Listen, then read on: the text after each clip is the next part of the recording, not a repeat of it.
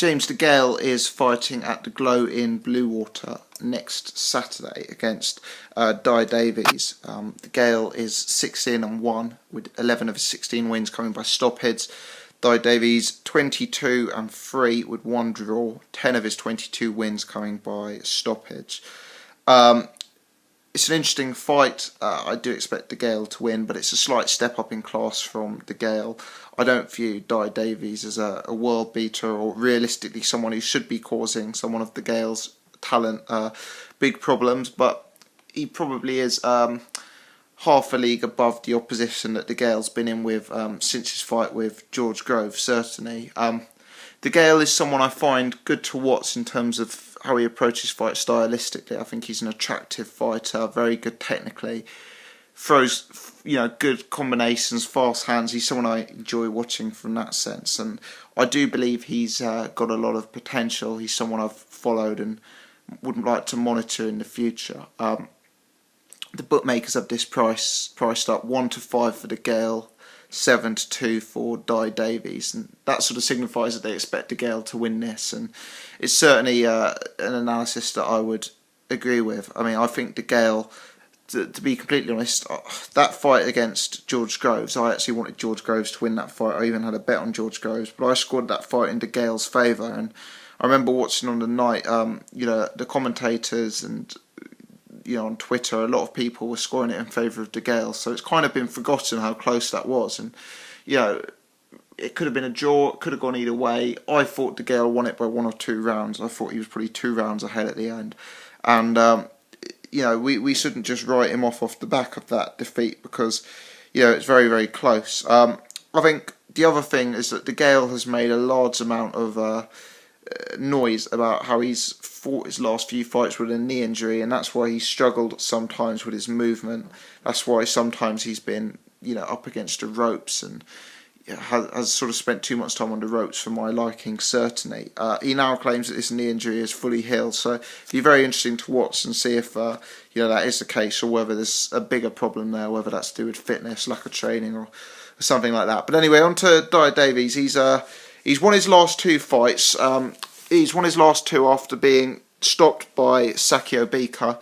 I watched that fight, and Bika pretty much dominated, won the vast majority of the rounds, if not all the rounds, and eventually scored a TKO. He didn't knock Davies off his feet, but he sort of constant heavy punches going in.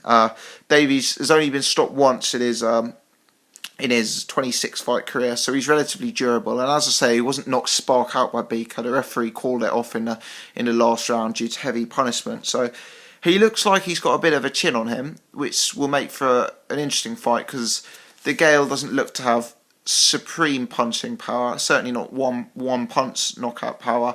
So I would expect this fight is likely to go the distance. I also read something from Al Bernstein saying that he knows Davies is trained pretty hard for this one, and this is his last chance, so he's going to be taking it very, very seriously. And I guess to an extent this is Davis's last chance. He's in against someone who's highly ranked amongst all the governing bodies. He's got that WBC silver belt, and if he goes out and beats Degale, it throws Davis right back in the mix. So yeah, I can see that Davis will have trained hard. He's a durable opponent, and my prediction is that this will most likely go rounds, and Degale will score a points victory. I mean, looking at Davis's style, and I've watched a few of his fights, he's quite a technical fighter, does seem to like fighting on his back foot. He's often had criticisms, he runs away a bit in his fights, and that could have the potential for a few slightly dull rounds if Degale's doing his thing of sitting on the ropes and this Davis doesn't really want to engage in his fight. His style's more backing off and running away. So I hope it doesn't go into that. I hope Degale turns up in good shape, pushes the action, and shows off his skills, because I think this could be it's a good opportunity for Degale to fight someone who's slightly more well known, at least in the recent level of opposition that he's been in against. But nonetheless, as I say, Davis, he's only lost 3 times, and he's reasonably durable. So it is a step up for Degale, and we'll see if his knee injury or if his whatever has been causing him problems is still in effect, and we'll see if he can take a step forward. I do think it's good timing for this fight. obviously, as we know, Frotz and Groves are fighting for the 2 belts in in a week's time. Beaker and Durrell are fighting for the WBC strap on the 7th of December. So if Degale comes out and wins this fight, wins well, that puts him in a good position to be calling out both of these guys, and to be throwing himself into the mix to be the next fighter for either the winner of Frotz Groves or Beaker Durrell. I think Beaker Durrell is actually the fight which he has the most likely chance of actually getting. Firstly, because he's number 5 ranked by the WBC. He's got their silver belt, and I think if he does well against this, he could well throw himself in the mix to get that fight. And for what it's worth, I think he'd certainly give Beaker a run for his money. I think he'd probably beat Beaker. Durrell I need to do a little bit more looking into before I make a prediction on that side. But my instinct is that he'd possibly be able to pick up a belt if he went down that route. Frotz versus Groves is obviously the more glamorous option, certainly more money, and certainly going to be a lot more British interest. That could be a mega fight in Britain. If he goes in against the winner of that. I think the difficulty is, if Groves win this fight, how likely is it that he's going to want to fight, Degale? He's already fought him twice, once in the amateurs, once in the pros, and beaten him. Is it going to add something to his record to beat him again?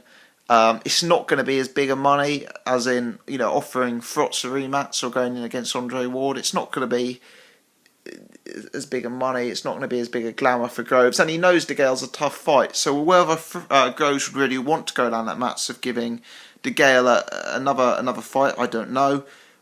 Does it add much for Carl Frotz? Probably not. If Frotz wins and he goes and beats Groves, are the public really going to buy into a fight between Frotz and Degale? I know Degale's the Olympic medalist, but if we look at it factually, if Frotz goes out and beats Groves and Groves beating Degale, how much are the public going to get excited about Frotz Degale? Will they actually see Degale beating him? So I think because of that, despite Degale's proclamations, I think it's unlikely that he will get the winner of Frotz versus Groves. I think there are bigger fights out there for both of them, and we'll see. But I think if Groves wins, there'll probably be a rematch or Andre Ward, and if Frotz wins, I think he could do something fighting someone in a different weight now. I think he might take on, Golovkin, Savez Jr., whether one of those guys will step up, or maybe, I know Hopkins has made a lot of conversation recently about he wants to fight Mayweather, and his next fight will be a lower weight division. So, there's a lot of fights out there for Frotz, and how likely Degale is to fight the winner of that, I don't know. So I think this fight, if he goes out and is impressive, puts himself right in the mix to fight the winner of Beaker Durrell, first, second quarter of next year. As I say, he's ranked 5 by the WBC. That will only go up if he wins against Davis. He's already got a silver belt, and I see Degale, going on to fight for the winner of that. I think he'll beat the winner of that, and then I think that will put him in a good position, for a massive summer fight, or sort of maybe, summer-autumn fight against the winner of Frotz Groves. If he comes in with that WBC belt, widely regarded as, one of the biggest belts out there, I certainly think that will put him in a good place to take that. So, yeah, Degale's looked very good in his recent fights. He's thrown, his trademark fast hands, good combinations. The thing about hanging on the ropes is annoying, but he's never looked in trouble. He's looked relatively confident and comfortable in all of his fights. His opposition's been poor, but I think the level of form he brings in, the fact he ran George Groves so close, as I say, I think he scored it. I think that's severe enough to get past Dyah Davis. I think the real test is whether he can stop Davis, because as I say, only Beaker's done that, and that was in round 10. So if he took Davis out in the first 6-7 rounds, I'd be very, very impressed. If Davis caused him a lot of problems, I see Degale winning either way, but if it turns into a close fight, if Degale's giving away rounds, hanging on the ropes, I think that would be very telling, and would probably let us know that he's not the real deal. But it's a good chance for Degale to keep the momentum up and move in the right direction in terms of the level of opposition he's facing, certainly. So I'll be very interested to hear people's thoughts on who they think will win the fight, how they think the fight will go, how it will end, etc. Also, I'd be interested if you agree with my analysis of Degale being unlikely to get Frotz Groves winner and more likely to go down the WBC route, and how you see Degale doing against Beaker Durrell. So please leave your comments below, and thanks very much for watching.